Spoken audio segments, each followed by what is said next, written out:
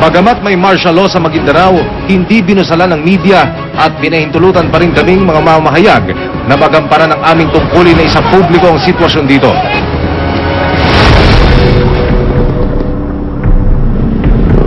Hindi rin nagpatupad ng curfew sa mga lansangan, pero lahat halos ng aming tanungin, hindi nauunawaan kung ano ang kahulugan ng batas militar.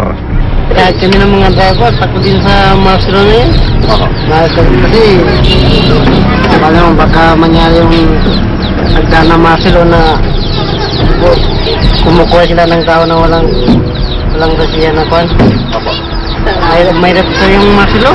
Sabi nga ng mga sundalo, bakit kayo umalis? Mabait naman kami. Nakikita man namin mababait sila. Pero yung mga ibang tao, kasi yung mga nakaraan na masino noong 1972, yung mga matatanda, dumaan na sa mga ganon. Ang iniisip nila, parang ganon din ang mangyari. Namayani ang takot ng mga taga rito. Naging abnormal ang takbo ng buhay ng mga residente.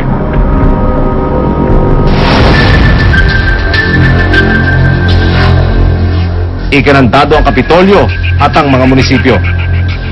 Nang maganap ang tinaguriang Maguindanao Massacre, nanganak ang problema ng probinsya. Ibinaba ang martial law, unang kinontrol ng sundalo at pulisya ang Kapitolyo ng Maguindanao. Nakakandado ngayon ito sa publiko. Walang transaksyon sa mga sangay ng gobyerno. Namatay ang mga negosyo. Naging paralisado ang kalakalan dahil halos lahat ng mga tindahan sa pamilihang bayan hindi na binuksan. Sa araw-araw naming pag-iikot, hindi natutuyuan ang lansangan ng mga lumilikas na mga residente.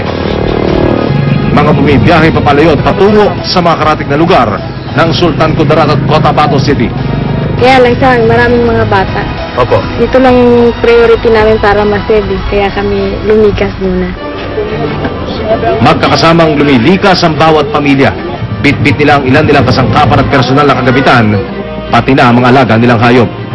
At gaya noon na naiipit ang mga sibilyan sa mga ganitong klase ng problema, ang mga walang kamuang-muang na bata ang pangunahing naapektuhan. Bukod sa katotohanang lumalaking nakabilad ang kaisipan ng mga kabataan sa mga armas at kaguluhan, nahahadlangan ang kanilang pagkakataon na matuto at naisasantabi ang kanilang pag-aaral. Maapektuhan talaga, kaya kami tuturuan. So, yun ang alam ko na maapektuhan dahil natatakot ang mga tao. Mistulang ghost town na sa mga barangay sa sentro ng Sharif Aguac, lalo na sa paligid ng mga mansyon ng Ampatuan.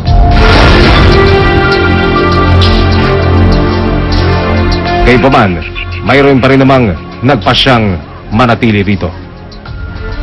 Matapos na lalong palakasin ng puwersa ng militar at pulisya ang kanilang puwersa sa buong probinsya, mas pinili pa rin ng ilang mga residente na lisanin ang kanilang mga tirahan para raw sa kanilang kaligtasan at makaiwas sa mga nagbabanggaang bato, ang puwersa ng gobyerno at ang hinahabol daw nitong mga armadong grupo.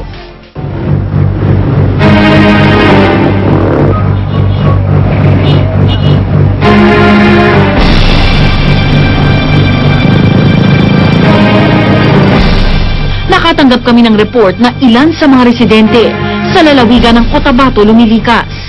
May reported tayo. They came from Sharif Aguac. Siguro dahil nakikita nila siguro yung mga doon sa area, mayroon silang mga kakilala o family or close relatives sa Cotabato City.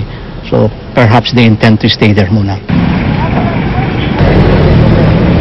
Matataas na kalibre ng baril ang bitbit ng mga puwersa ng AFP at PNP dito sa checkpoint na inilatag nila sa border na naghihiwalay sa syudad ng Cotabato sa lalawigan ng Maguindanao. Bagamat lumilikha ng masikip na daloy ng trapiko, okay lang daw ito sa mga residente upang mapigilan ang posibleng pagpuslit ng mga armadong rebelde dito sa syudad ng Cotabato.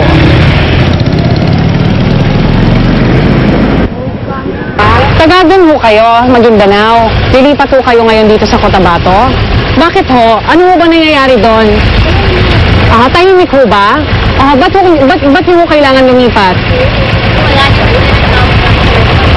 Wala nang natirang tao? Bakit? Bakit nag-aalisan yung mga tao? Nananatili pa rin ang state of emergency sa Cotabato habang martial law naman sa Maguindanao. Handa na raw ang militar sa anumang mangyari rito. sakaling pumutok ang mga kaguluhan bunsod ng pagpataw ng batas militar. We have additional troops deployed. Meron tayong tropa na deploy sa Cotabato City, especially yung mga choke points and checkpoints. Andito tayo sa Regional Trial Court ng Cotabato City kung saan matatagpuan ng Branch 15 na siyang may jurisdiksyon sa Sharif Agwak. Aalamin natin kung totoo nga ba ang sinasabi ng DOJ na nag-mass leave ang mga hukom at mga tauhan rito.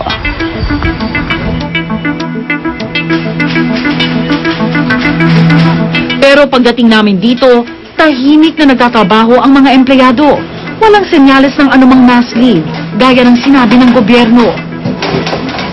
Dito rin sa Cotabato nakafile ang 25 kaso ng murder laban kay Andal Ampatuan Jr. kaugnay ng Maguindanao Massacre.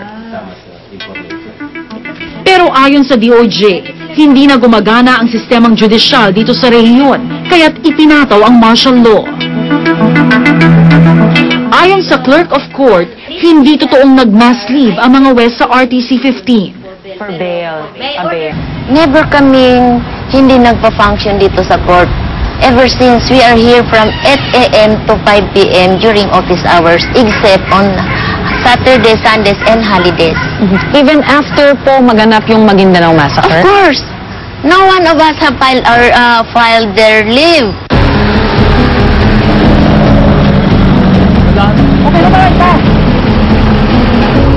Sa gitna ng pagdedeklara ng batas militar sa Maguindanao, may ilang kumekwestiyon sa legalidad ng proklamasyon. Ayon kay dating COMELEC Chairman Christian Monsod, isa sa mga bumalangkas ng 1987 Constitution, labag sa konstitusyon ang ginawang deklarasyon. Public safety is not a ground for the declaration of martial law. There must also be rebellion. If there is not also a valid ground to say that this is a response to the cry for injustice on what happened in the massacre. This is an improper and unconstitutional response.